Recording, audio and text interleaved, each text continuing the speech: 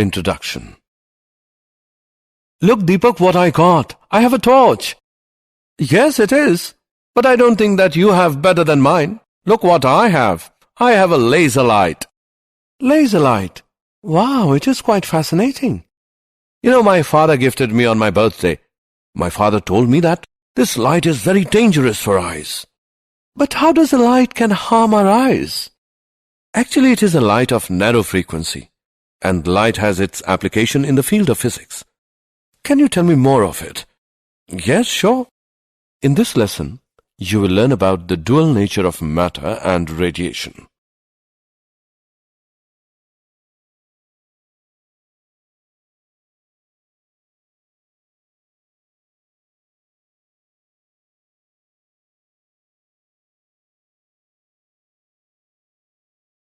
Objectives. At the end of this lesson, you'll be able to explain the electron emission, explain the photoelectric effect, discuss wave theory of light, state Einstein's photoelectric equation, find energy of photon, explain the particle nature of light, explain wave nature of matter, state Heisenberg principle, explain Davison and Germer experiment.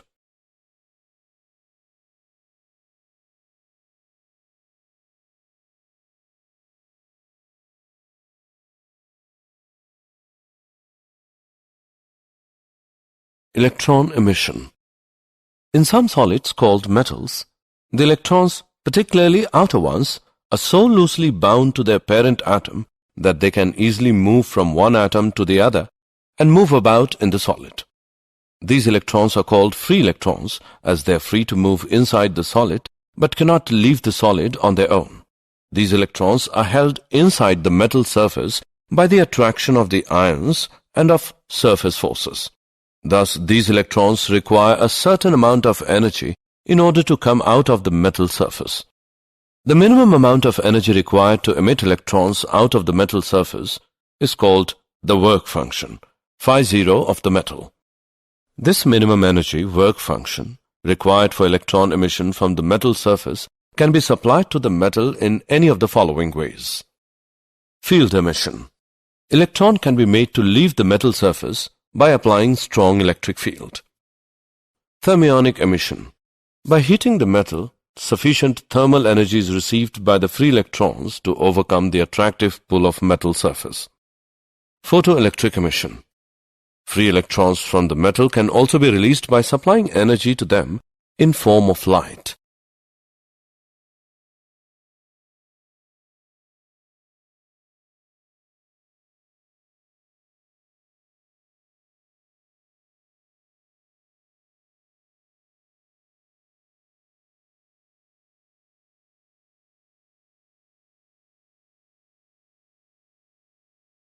Photoelectric effect.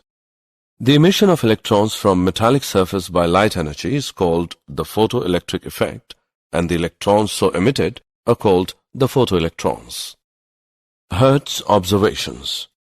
While performing an experiment for production of electromagnetic waves by means of spark discharge, Hertz observed that sparks occurred more rapidly in the air gap of his transmitter when ultraviolet radiations was directed at one of the metal plates. Hertz could not explain these observations, but other scientists did it. They said that the cause was the emission of electron from metal plate due to incidence of high-frequency light. This is photoelectric effect.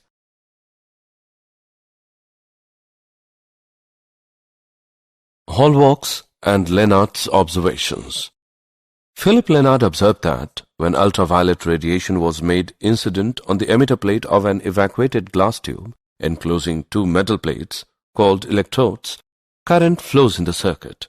These observations indicate that when ultraviolet radiation fall on the emitter plate, the electrons are ejected from it, which are attracted to its anode plate. The electrons flow through the evacuated glass tube, completes the circuit, and current begins to flow in the circuit. Then Lenard and Hallwalks studied further by taking a zinc plate and an electroscope. The zinc plate was connected to an electroscope. They observed that when an uncharged zinc plate was irradiated by ultraviolet light, the zinc plate acquired positive charge. When a positively charged zinc plate is illuminated by ultraviolet light, the positive charge of the plate was increased. When a negatively charged zinc plate was irradiated by ultraviolet light, the zinc plate lost its charge. All these observations show that when ultraviolet light falls on zinc plate, the negatively charged particles, that is, electrons, are emitted.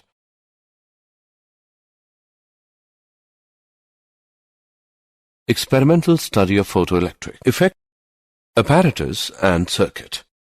The tube containing two electrodes, P and Q, has a side window of quartz to permit ultraviolet rays for the experiment.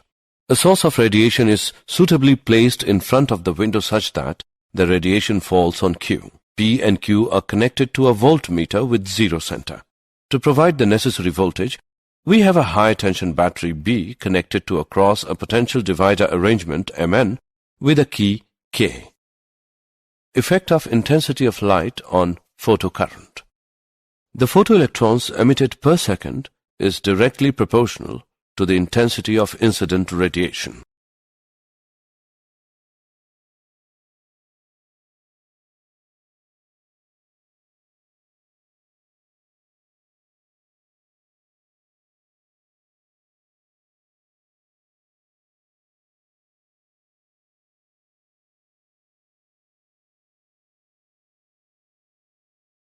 Effect of potential on photoelectric current. Curve A is for low intensity of the incident radiation and curve B is for high intensity of the incident radiation. The photoelectric current increases with the increasing potential. For a certain potential, the current becomes maximum.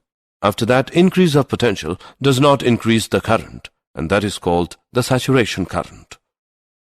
Let the potential of P be now made zero. At this stage, a small current is observed due to the few electrons which, just because of sufficiently large velocity of emission, are able to reach P, even though P does not have any positive accelerating voltage. Now let P be made negative by sliding the running contact L towards N. The current begins to fall off rapidly, and at a given fixed value of potential, minus V0, the current becomes zero, and the photoelectric emission will stop altogether. This voltage, V0, is called the stopping potential. Photocurrent is zero when the stopping potential is sufficient to repel even the most energetic photoelectrons with the maximum kinetic energy, Kmax, so that Kmax is equal to EV0.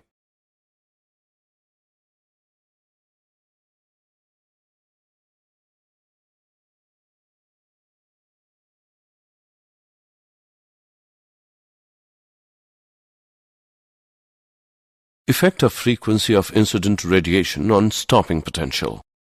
Photoelectric current remains unaffected by change of frequency, but stopping potential increases with increase of frequency of incident light. If we plot a graph for stopping potential V0 against frequency V of incident light, it is in the form of a straight line. If frequency is continuously decreased, the stopping potential becomes zero at a certain frequency. This frequency is called the threshold frequency. Thus, threshold frequency is the minimum frequency of incident light at which the stopping potential or maximum kinetic energy of emitted electrons becomes zero. If the frequency of incident light becomes less than the threshold frequency, the photoelectric effect does not occur. Photoelectric effect and wave theory of light. According to wave theory, the kinetic energy of photoelectrons must depend on the intensity of incident light. But according to experimental observations, the kinetic energy of photoelectrons does not depend on the intensity of incident light. According to wave theory, the light of any frequency can emit electrons from metallic surface provided sufficient intensity of light.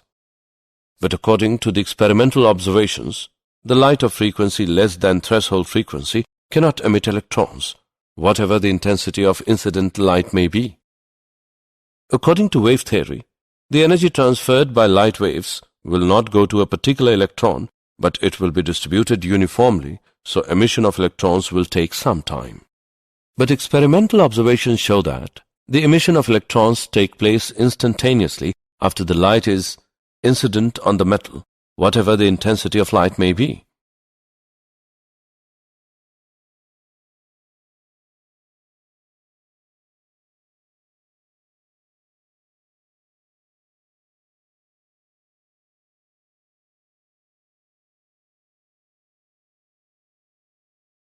Einstein's photoelectric equation.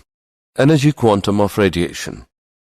Light propagates in the form of small bundles of energy called quanta or photons. The energy of each photon is h nu. When u is the frequency of light and h is the Planck's constant. The value of h is 6.62 into 10 raised to the power minus 34 joule second. If the electron absorbs the energy from photon more than the energy needed to escape out from the metal surface, that is phi 0, then the electron is emitted with maximum kinetic energy Kmax, which is equal to h nu minus phi 0. This equation is known as Einstein's photoelectric equation. Important points. For the emission of electron from metal surface, h nu greater than phi 0. This shows that greater the work function phi 0, greater the threshold frequency needed to emit the electron. The more the number of photons available, the more the number of electrons absorbs energy from the photons, and therefore greater is the number of electrons emitted from the metal surface. We know that Kmax equals EV0, and Kmax is equal to h nu minus phi 0. So, h nu minus phi 0 is equal to EV0. EVO is equal to h by E into nu minus phi 0 by E.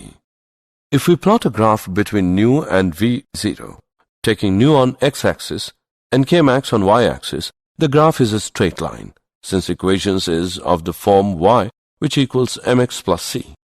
The slope of the line m is equal to h upon E, which is a universal constant.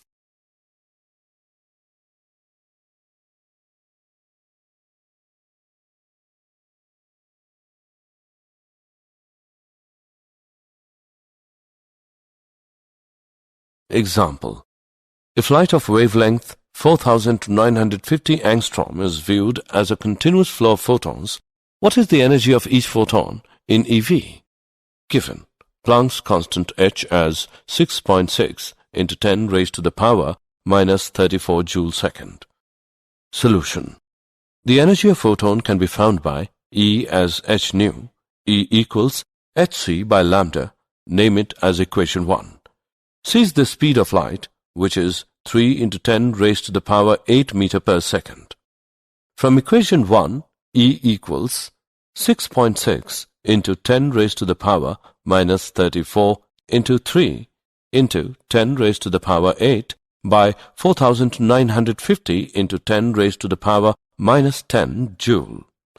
After solving we get E as 4 into 10 raised to the power minus 19 joule. It can be expressed in EV, E as 4 into 10 raised to the power minus 19 by 1.6 into 10 raised to the power minus 19 EV. E is equal to 2.5 EV. Particle nature of light, the photon. The photoelectric effect supports the Einstein's quantum theory of light, which states that the light in interaction with matter behaves like bundles of energy, each bundle being called a photon. The photon picture of light can be summarized as, when radiation interacts with matter, it behaves as if it is made up of particles called the photons. The energy of each photon of frequency nu and wavelength lambda is E as h nu, which is equal to hc by lambda. The momentum of a photon p is equal to h nu by c, which equals h by lambda, where c is the speed of light. All photons of a given frequency have the same energy E, which is equal to h nu. The photons are electrically neutral, so they are not deflected by electric and magnetic fields. In photon-electron interaction, the total energy and total momentum are conserved. However, the number of photons may not be conserved in a collision because the photons may be absorbed and new photons of different energies may be created, so that total energy may remain constant, that is h nu, which equals h nu 1 plus h nu 2. Wave nature of matter. In 1924, Louis de Broglie proposed that material particles in motion behave as waves, and the wavelength associated with the material particles is given by lambda is equal to h by p, which equals h by mv, where p is equal to mv is the linear momentum of the moving particle. This is called de Broglie hypothesis. The momentum of the photon is p is equal to h by lambda. This gives wavelength lambda as h by p. Therefore, de Broglie proposed de Broglie wavelength lambda is equal to h by p, which equals h by mv. If k is kinetic energy of material particles, then the relation between momentum p and kinetic energy k is k as 1 by 2 mv square, which is equal to 1 by 2 into m into p by m square, which equals p square by 2m, or p as square root of 2mk. Hence, de Broglie wavelength lambda is equal to h by square root of 2mk, name it as 1. If v volt is the accelerating potential of electron, then k is equal to ev from equation 1. Lambda is equal to h by square root 2mev. Substituting the values of m, e and h, we get lambda as 12.27 by square root of v angstrom.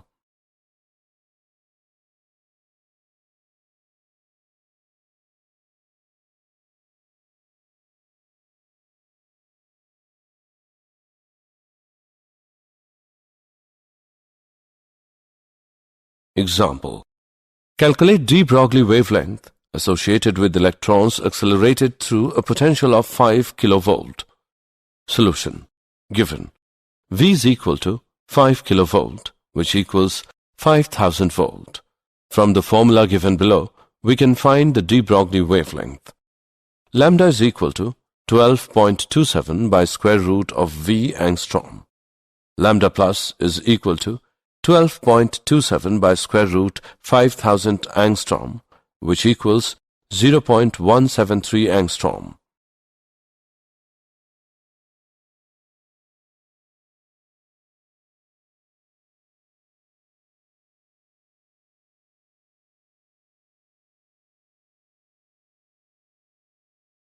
Wave packet. According to Heisenberg, it is impossible to measure both the position and momentum of a material particle exactly at the same time.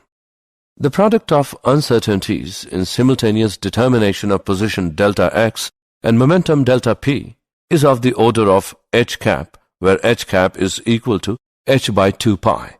Delta x into delta p approximately h cap. A wave of definite wavelength extends over all space, but an electron, which is represented by wave, cannot occupy all space.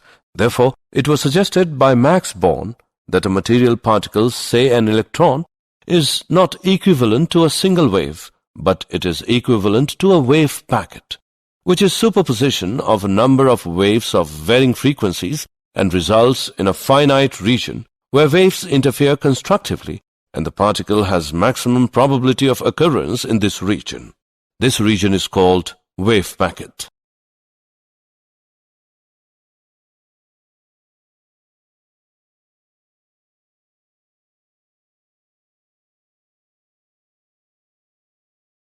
Davison and Germer experiment. The given figure shows the set of Davison and Germer experiment. The electrons are accelerated to the desired energy by applying potential from a high-tension HT battery to a cylinder A, having fine holes along its axis so that a fine beam emerges along the axis of the cylinder. The beam is directed at a block of nickel crystal known as the target T that is capable of rotating about an axis parallel to the incident beam direction. The electrons are scattered in all possible directions by the atoms of the crystal.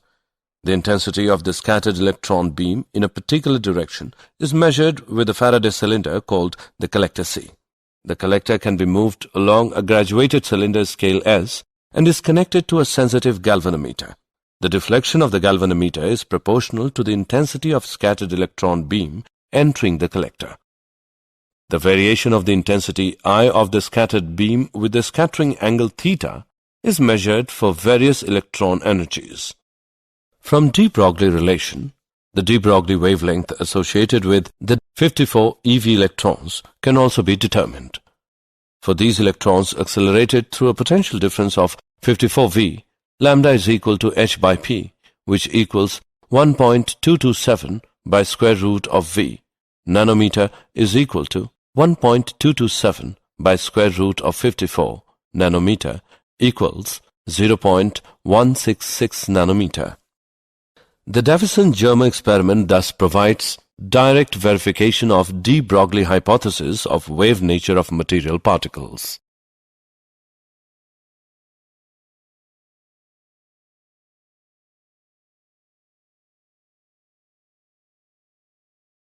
Did you know? In 1905, Albert Einstein was a German-born theoretical physicist who explained the photoelectric effect. In 1924, Louis de Broglie gives his theory on wave-particle duality.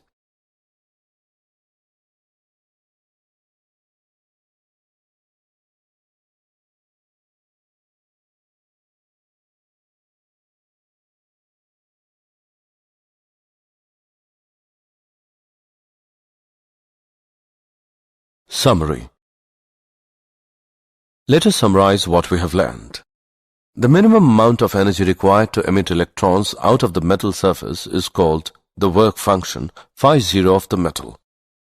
The energy can be supplied in three ways: field emission, thermionic emission, photoelectric emission. The emission of electrons from metallic surface by light energy is called the photoelectric effect, and the electrons so emitted are called the photoelectrons. Photoelectric current depends upon intensity of incident light, applied potential, frequency of incident light.